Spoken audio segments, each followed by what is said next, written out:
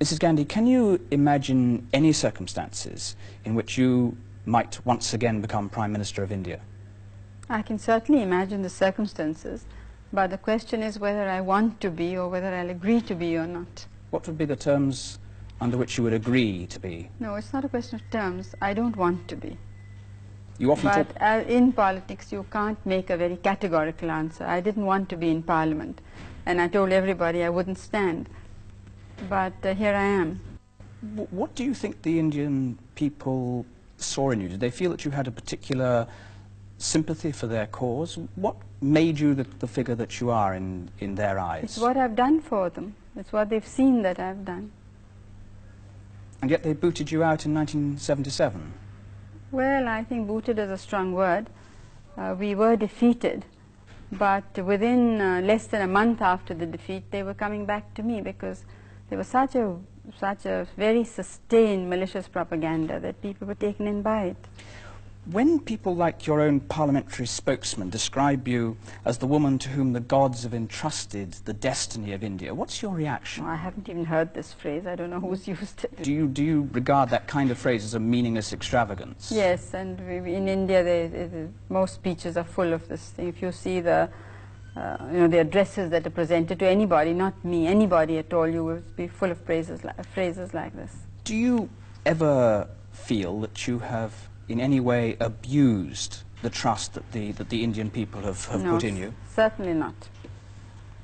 I'd like, obviously, because that's a question directed towards the state of emergency, which you declared in 1975, when you gave yourself very great powers, and you explained, if I'm right, when you wrote to the President requiring the permission to carry out the state of emergency, information has reached us which indicates that there is an imminent danger to the security of India. What was the precise nature of that danger? I'm afraid you can't say anything with great precision. But you talked to your people of a deep and widespread conspiracy of which you were sure they were aware. What conspiracy? Well, it's obvious, isn't it, now? The whole subcontinent has been destabilized. But this was an internal upheaval you were warning. No, it was both. It was supported from outside. But you required the special powers on the basis of internal upheaval. But no, the question was, had it been only internal with no foreign interference, one could have dealt with it in a much easier way. But you didn't even mention, with respect, well, you didn't mention no, why should one mention everything? No, one doesn't mention everything at any time. Why should one? Could I? But it's very obvious when people have followed the doings of international agencies and who was present at India at what time. And what is happening today is borne out everything that we suspected earlier. Can I put to you the findings of the Shah Commission, which was set up to inquire whether there were any cause to take you to court and have you condemned for excesses, abuses of power? In that report, they quote, on the basis for your requiring this emergency, no evidence whatsoever. Police reports, Home Ministry reports, your intelligence services had given you no evidence whatsoever. It is not true at all. What had they given you? What had they told you precisely? It's not a question they're telling me. I'm Prime Minister. I have the business to know. And all reports do not come through police. They come through other heads of other states and very many other agencies. But they also had given those reports. How did Justice Matthew know, for instance? Why? And many other people who spoke at that time. This report is an entirely prejudiced, one-sided report. They've completely ignored whatever people had to say on the other side. Most of the people who have given evidence are government servants whose whole livelihood and future depends on what they said here. Do you not respect Justice Shah? He was, after all, a former Chief Justice of India, Supreme Court judge? Who had expressed himself very strongly against me and my policies before being appointed to this. What had he said? He had made speeches against us. Recorded speeches against you? Well, not me personally, but against our policies. And he appeared against us when we, there was a, in fact, the Parliament wanted to impeach him at one time. Did he not? It's not the reality is that he found against you in the courts on one occasion. I don't think he was in the court against. Can I? But he opposed bank nationalization very, very strongly too. And it's after that that he's been speaking continuously against me and my government. Mrs. Gandhi, was it mere coincidence? And I don't think that in any other country they would appoint, or even in India, there's seldom been a case where somebody who's known to be anti has been appointed to inquire against that person. In fact, at the same time, another judge was approached. But because I had superseded him, he refused to take up these things because he said that people would not think he was fair. Mrs. Gandhi, was it mere coincidence that at the same time the Allahabad High Court had said that you could stay in office as Prime Minister provisionally, but had found you guilty of electoral malpractice, and that therefore there was a serious risk that you would not be able to remain Prime Minister? Was that just a coincidence that this came at the same moment? No, it was not a coincidence. Because you weren't the trying opposition, to escape from that, I mean. No, how does it help me to escape? Now, if I wanted to remain Prime Minister, all I had to do was to listen to the party bosses. They would not have wanted me out at all. I would have been Prime Minister for life. But you were disbarred from holding office under the findings of the court. No, yes, but on what issues? And if you look at your own newspapers, they all said they were very trivial issues. Mrs. Gandhi, I must ask you, did you not concoct a threat to the survival of the state in order to ensure your own survival in power? I'm sure that's a very rude question, and it's entirely baseless. There's nothing at all to base it on. Well, the Shah Commission, to which I must refer, because it was a commission set up by the government, it's a judicial inquiry, and he is an eminent judge, says very clearly that the reason for, and if I can quote Justice, if I may, you've said I've asked you a rude question. No, but may I just say one thing? I would just like to say one thing about what is in the report, if I may, because what he says is that the only evidence he can find is the Allahabad judgment, and on the basis of that, he says thousands were detained, and a series of totally illegal and unwarranted actions followed, involving untold human misery and suffering. That's why I put the question. I don't put it out of a desire to be rude to you, Mrs. Gandhi. In a parliamentary democracy, is a judge competent to override what Parliament has done? The decision I took was ratified by the Cabinet and by the Parliament. It was not only accepted, it was applauded by the entire nation. Had we held the elections in 1976, we would have won hands down. Now, we did not hold the elections because the state of the economy was such at that time. The political situation was all right. But the state of the economy meant that we could see that if we continued, I don't mean us as people, but the policies we were pursuing, if they continued, we could give India a sound and stable economy. Why was it Had we held the elections then, this would not have been possible. Therefore, we jeopardized our political future and chose giving political stability economic stability and soundness to India, rather than saying, well, let us be sure of our election. Why then was it necessary to imprison Mr. Morarji Desai, who then became Prime Minister of India? Was he an economic threat to the state? No, these were the people who were destroying democracy. Destroying democracy? Destroying democracy. How? Because, well, I'm sorry that you people have such short memories, but because they felt they could not win an election, they said, we must take the battle to the streets. Mr. Morarji Desai is on record in an interview having said, we are going to surround the Prime Minister's house, we are going to surround Parliament, we will see that no business is done. That the Prime Minister cannot come out, nobody can go in. Another member of the opposition, now a minister, said that if we cannot win by the ballot, we shall win by the bullet. Somebody else incited the police and the army. That was J.P. Naran, who said disobey illegal orders. He said, why couldn't you have taken, why could I just ask you, why couldn't you have used the law that you already had available to you to arrest these people if they were breaking the law? I'm afraid, you see, India is not a small country like the UK. It is a very big country and very complex problems. And in the whole country, they had created an atmosphere of extreme indiscipline, so that somebody like Mr. Galbraith said it seems to be a functioning anarchy, but it was not functioning, it was becoming an non-functioning anarchy. And at that moment, if we had not stopped it, India would not have survived. Now, unfortunately, the dealings of the present government are taking India along that path once again. The only difference is that because we left a very sound economy, that momentum is sustaining the government. Why was it necessary to remove from every individual in India, and in particular from the tens of thousands who were put in prison, their right to go to court and put their case, their right indeed to know why they'd been detained? Why did you remove those rights? Well, I would like to say with all respect that all this is happening today. There is no emergency in India, but 23,000 teachers who are non-political have been arrested for merely non-violent, peaceful demonstrations for certain demands. But that isn't a justification, surely, for what happened under you. No, but you have to see that if some things are happening all the time, it's not necessarily that something happened in emergency. If the police have indulged in excesses, they have been doing so before, during, and now, since But this is a different case, I'm going to do. Your Home Minister said at the time, I think rather neatly, if perhaps cynically pinpointing the issue, no fundamental rights, he said, have been taken away from any individual, just their right to go to court to enforce their rights. Now that was under the special powers that you took. That was, but it We're was not talking about abuse by minor officials, we're talking about state policy. That is true, but it was just for a very limited period.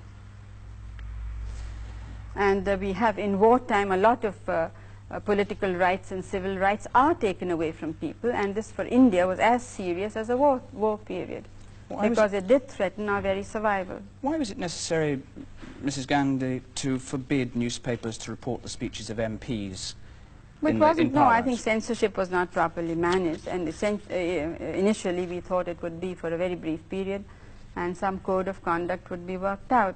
That's remarkable, I think. But you say the purpose of pre-censorship, this is government regulations, is to guarantee certain safeties for the state. The chief censor must see everything that's published, and speeches of members of Parliament must not be published in any manner or form, only speeches of ministers. I mean, was that necessary to defend India from collapse? For a short period, yes, because as I said, the situation was more or less going out of control, and it was necessary. There is which developing country has been able to go ahead. Only India has tried this experiment of having social and economic changes through peaceful and democratic means. Now, when these means were threatened, we took a temporary measure. It was I who revoked. I declared the emergency, but also I who revoked it. Immediately before the elections, 21 months later. Well, certainly, but then I did hold the elections. I don't think there's a single instance in world history of this happening. The Shah Commission concluded that the reasons for the measures... I haven't ended at all, because since you're talking about the press, I would like to say something about the press here. A news item came in that the judge who had given his judgment in my election case died, and it was very broadly hinted that I had had him done away with.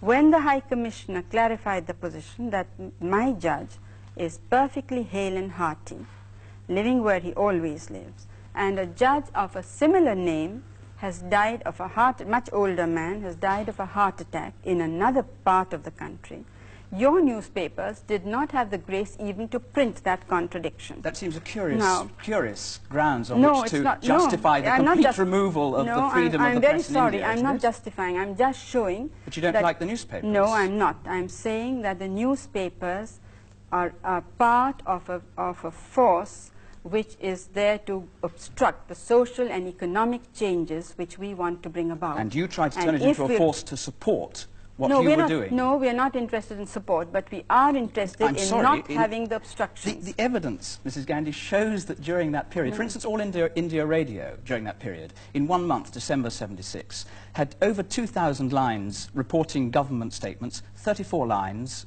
recording opposition statements. I'm afraid you'll find exactly the same in All India Radio today.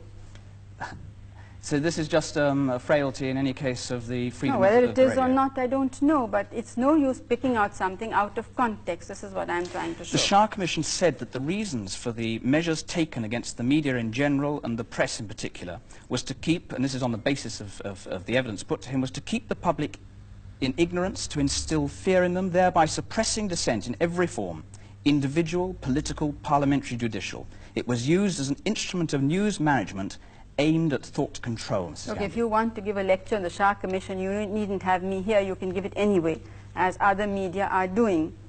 We do not accept the Shah Commission's report, and the people of India do not accept it. They have shown that he is quite irrelevant. His remarks and his findings to the situation which prevailed earlier and the situation which prevailed during the emergency, before the emergency, or after.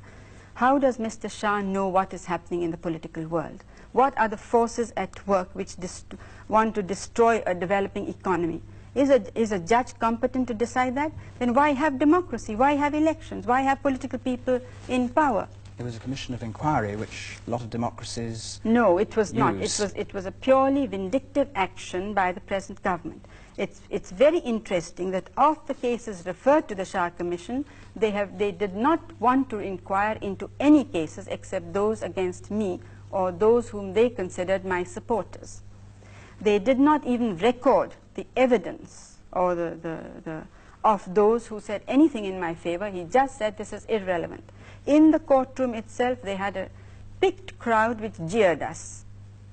Anybody who wanted to, I mean, we didn't want cheering, but if anybody did, that person was thrown out. I mean, when you take up a thing, you should try and find out the whole background and what has actually happened. I mean, to us, it doesn't matter what the British media says. It's quite irrelevant to India. But it shows that you are divorced from the facts and divorced from what the people are thinking. And if you don't, if you're not bothered about what the people are thinking, then you shouldn't talk about democracy. I certainly am bothered what the people are thinking, and of course one's concerned to try and establish the basis on which they might or might not hold particular judgments. And that's why I'd like to ask you about the 20 months of your special powers. There were, I won't need to remind you, I think some 8 million people who were sterilised. More than 250. This is not, I'm sorry, this is not any, this figure has not been borne out by anybody in any commission. There is evidence to suppose that very large numbers of people were sterilised. But it's been alleged that there was widespread compulsion. If there was compulsion at all, for the purposes of argument, what would be your reaction to compulsory sterilisation? I have expressed myself in government statements as well as privately that I'm not for compulsion. Records from the time, from the Chief Secretary of the Government of Uttar Pradesh. Government attach highest importance to achievement of family planning targets. Failure to achieve monthly target will result in stoppage of salary, suspension and severest penalties. Other states, all eligible cases for sterilisation in my office and department have been sterilised. Persons who have refused to get themselves sterilised have not been paid their salaries. The evidence surely, Mrs. Gandhi, that a combination of intimidation, coercion, economic sanction, not giving people licences, not giving people rights to free education and health and so on, were used by officials throughout India to force people, in effect, to have sterilisation. Yes, they were. Those are major, wide-scale excesses then, aren't they? No, I don't think so. And furthermore, now people realize that if our population goes up at the rate it is going, their children won't be alive. They won't have enough food or education or any of those rights. Do you accept no responsibility at all? I have accepted all responsibility because I happen to be head of the government. But you believe there was nothing... No, you see, you cannot be categorical about these things. Certainly mistakes, when you take up any major program, mistakes will take place. But there was a very large force working against us, which was determined to use anything it could against us. And I think that they played a very large part in creating these so-called excesses. A lot of them seem to be in prison. You had tens of thousands in prison. There were endless more forces against you, trying to destroy you, Mrs. Gandhi. Most of the people in prison were smugglers, hoarders, black marketeers. Not decors. Academics, students, teachers, politicians? No, they were politicians, but not many academics or students. Well, the evidence... Unless they were in the Naxalite movement or something like that. Under what? You have some, you are accepting without question a particular evidence which has not yet gone to court, which is sub judice, and which we do not accept. Under what conditions now would you justify imposing a similar state of emergency? Would you do that if you were in charge in India now, where you said there's chaos and terrible problems? Would you do it now? No, because today's chaos is created by the government. You don't think it's quite a different situation. As I said at that time, as you said, that had we taken action in what you think is legal, earlier on, maybe all this would not have been necessitated. And this is why I feel that I was at fault in this, that I did not take action earlier on. But we felt that elections were not far off and we could wait till the elections. We didn't know that these people would precipitate the situation as they did. We knew that in elections we may or may not win. You don't but rule out another matter. state of emergency in India? No. As I'm saying, today there is a state of emergency. It is not legal, it is not constitutional, it doesn't have parliamentary sanction. But in every other way there is a state of emergency. If Justice Mr. Shah says that the people are in fear, you have only to go and walk the streets of Delhi today, or Calcutta, or any city. And whereas that time, only those who were in fear, who were doing something antisocial. But today it is the common citizen, the poor man who is in fear. What then do you expect the future of India to be, Mrs. Gandhi? Well, the future of India is for us to decide, and we will fight it out in India. I don't think it's anybody else's business. You, of course, are soon going back to face criminal charges on the basis of the Shah Commission's allegations. On the basis of that evidence, I'm obliged to ask you, why would it not serve the interests of truth and justice for you to be found guilty? Because I'm not guilty.